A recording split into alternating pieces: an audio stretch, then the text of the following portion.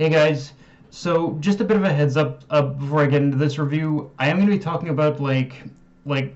spoilers and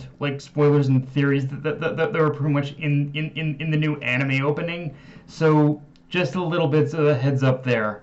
But with that said, right out of the gate with this chapter, obviously the big stuff to talk about revolves around the Gorosei with this chapter, where the island of Zo itself has actually arrived to supposedly clear path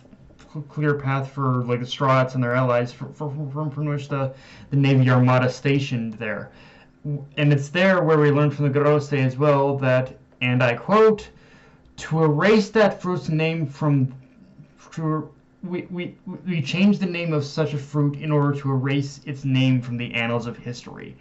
And honestly, the reveal in itself of Zo having a legitimate connection to the Void Century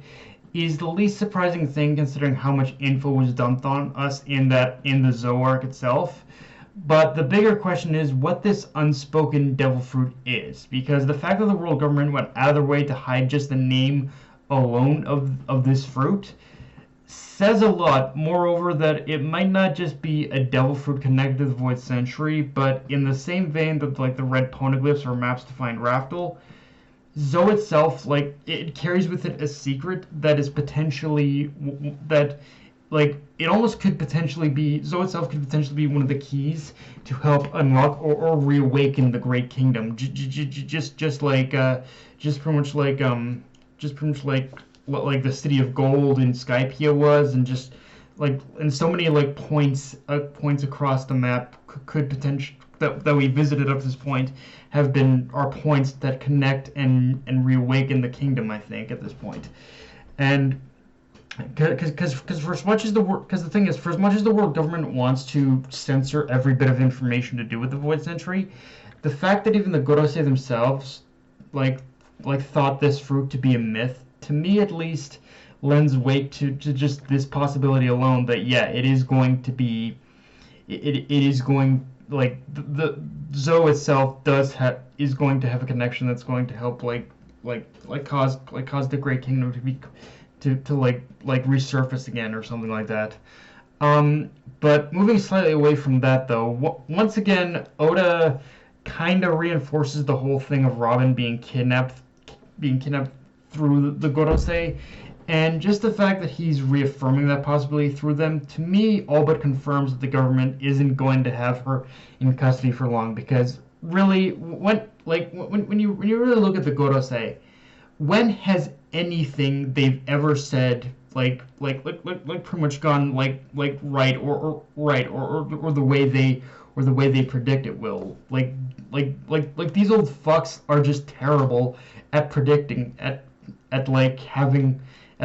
are too overconfident and just do not understand that things can and will not go their way. Very few times they've predicted something to happen. It normally doesn't happen, or when it does, there will still be a wrench thrown in. That's what I've come to understand about these guys. Moving on from that, though, let's talk about the opening scene with the festival. Because for those select few who haven't seen the newest opening, and yes, this is me getting into spoilers, the spoiler part of it, it gives the opening with the newest opening to the anime. It gives away a lot of spoilers for anime onlys, but it gives away just as many spoilers for pretty much for the manga as well. And one such thing is, in the opening, you can see a giant beam kind of descending onto the flower capital and absolutely destroying it, and seeing just the opening dynamic of seeing the flower capital engaging in the festivities really has this much more somber and sort of uncomfortable kind of feeling now, that just screams that all these people are going to die. And honestly, after what happens in this chapter with Kaido getting drunk and strangely like he's even more, and showing that he's strangely feeling like he's even more powerful than he was sober, there is kind of this very disturbing thought that comes to mind that this is this not only feels like Kaido's last major card to play, but now armed with the knowledge that Kaido could potentially destroy the Flower Capital, I'm also starting to feel that, like, for how, as far as how things will play out from here, like to lead us to the conclusion of the Flower Capital being destroyed. Right now, it's kind of extremely unsettling the more I think about the whole setup with this chapter, because when you look at the fight itself, just the idea of that Kaido is in this place where he's now fixated on the enjoyment he's experiencing fighting Luffy, it becomes frightening to think that Kaido Kaido may just kind of nuke the Flower Capital for no other reason than to eliminate any and all distractions he feels are in his way from like fully enjoying the fight with Luffy, and maybe what he sees is something preventing Luffy from going all out and enjoying this fight as well.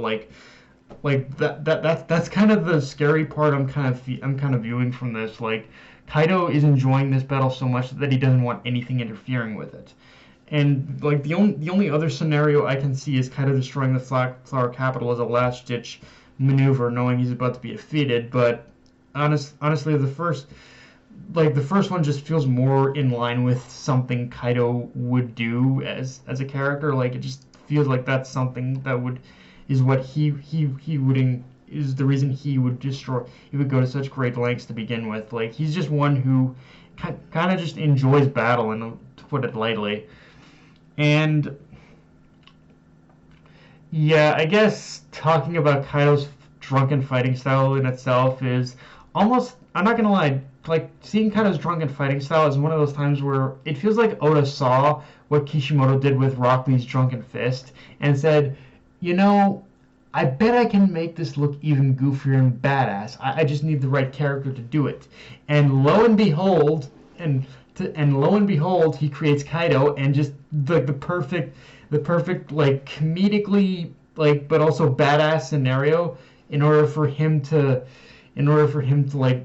test that out, like, into what but the funny thing is, it also kind of fits so well into what we know, into what we've seen about Kaido even before this fight began, because there have been more than a couple times throughout Wano where Oda has drawn attention to basically Kaido's heavy drinking, and in a weird way, looking in retrospect now, I think Oda kind of cleverly disguised a lot of those moments as bits of foreshadowing under the guise of it being a gag, because Oda mostly played those moments up a bit for comedy, I guess you could say, but it is in those moments that where it is some pretty clever, where it does show some pretty clever teases to this moment where we actually see the full extent of the fight he's capable when drunk. I guess if I were to have one criticism of this part of the chapter, though, is that considering it appears like Luffy did succeed in sobering Kaido up near the end of the chapter, it felt kind of slightly unnecessary, like for him to be even drunk to begin with, other than to show that, yeah,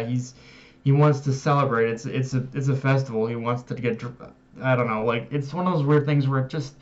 it felt like it wasn't a part, like, Kaido getting drunk wasn't really necessary, but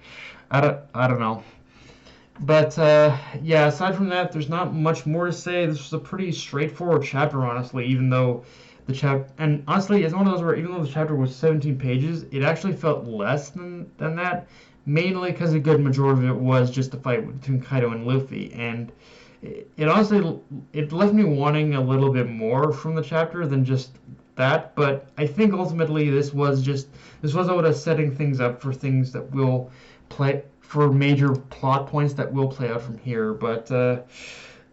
yeah, guys, that's pretty much all I got for this review. If you enjoyed the video, like, comment, subscribe, follow me on Twitter, Analyst, Crunchyroll. Be sure to hit the notification bell, hit the subscribe button, and just share the video around, guys. Dark Knight of Me, signing off. Later, everyone.